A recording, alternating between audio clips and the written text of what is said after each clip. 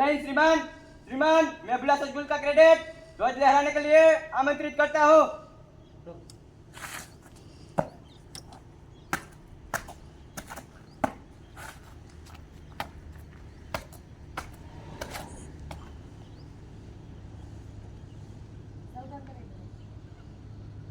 Group सावधान हो गए, सावधान।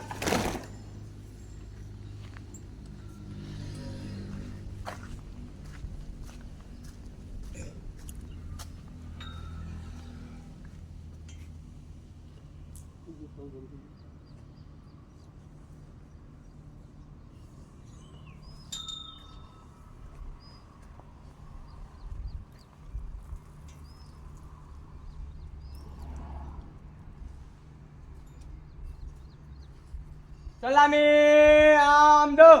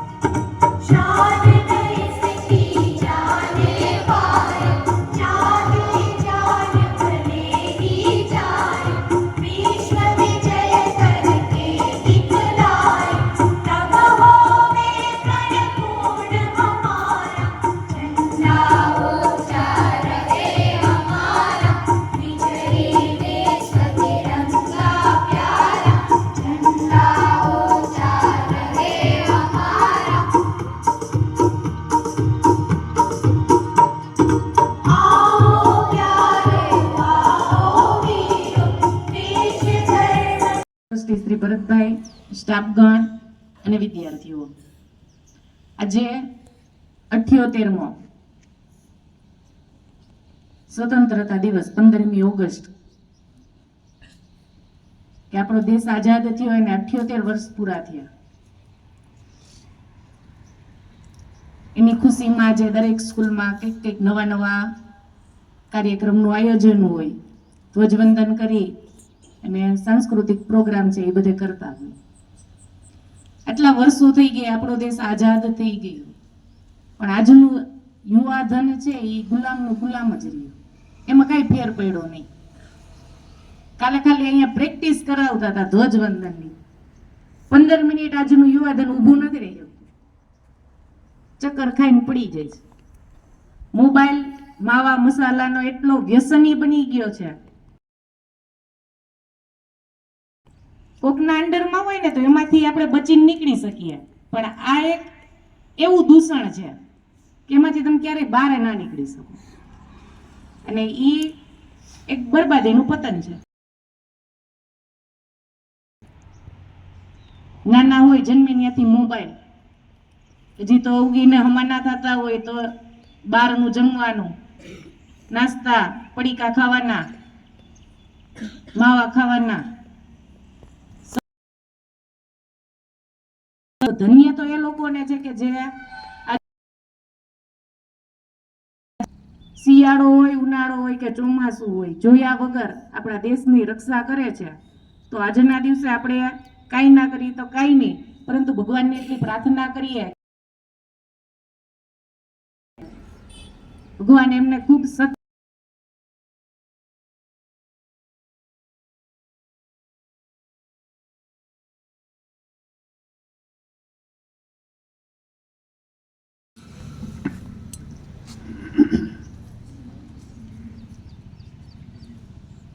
આમ તો બહુ બોલવાની ના પાડી છે અને બોલ્યા વગર રહેવાતું નથી. ઘણા સમયથી આ માઇક પકડ્યું નથી. શિક્ષકનો જીવ છું એટલે એમ થાય કે બે શબ્દ બોલું.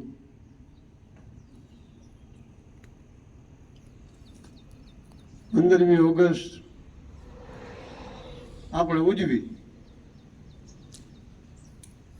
હોસ્ટેલના વિદ્યાર્થીઓ અને સ્ટાફગણ. હવે આ જે કંઈ બે તહેવારો આવે છે, 26મી જાન્યુઆરી અને 15મી ઓગસ્ટ, એ ધીમે ધીમે ઘસાતું જાય છે. બહુ લોકોને રસ નથી એમાં. કરવાનું એટલે કરવાનું, ફરજિયાત છે એટલે કરવાનું, સરકારી શાળામાં કરવાનું. પણ આ બે દિવસ છે એ આપણા ભારતના લોકતંત્ર માટે અને જે કંઈ આમ જનતા છે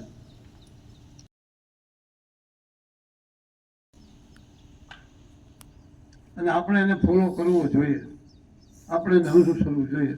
તો તમને ખબર પડશે ભવિષ્યમાં કે 15મી ઓગસ્ટ એટલે શું છે અને 26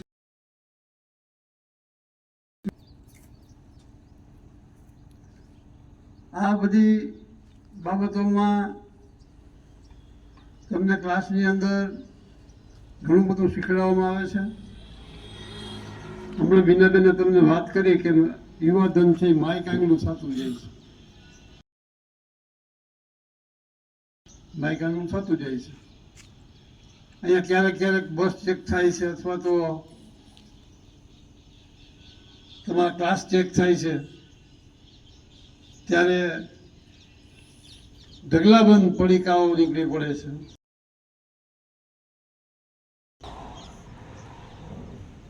આ બધું કરવા માટે તમારા વાલી તમને પૈસા નથી આપતા.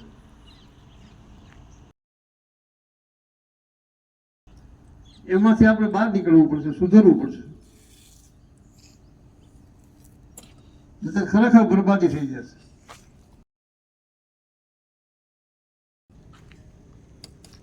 તમારી શાળાની અંદર ઘણી બધી પ્રવૃત્તિઓ થાય છે, વિદ્યાર્થીઓને ઉપયોગી થાય એવી આપણે ઘણી બધી પ્રવૃત્તિ કરી.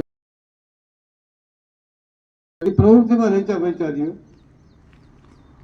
શરીરને સાચવો બરાબર.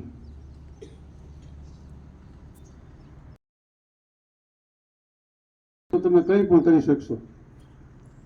આ જુઓ, હમણાં રમત ગમત ગઈ, તાલુકા કક્ષાની બધી સ્પર્ધા ગઈ, તેમાં કેટલી બધી જગ્યાએ આપણો પહેલો નંબર આવ્યો છે.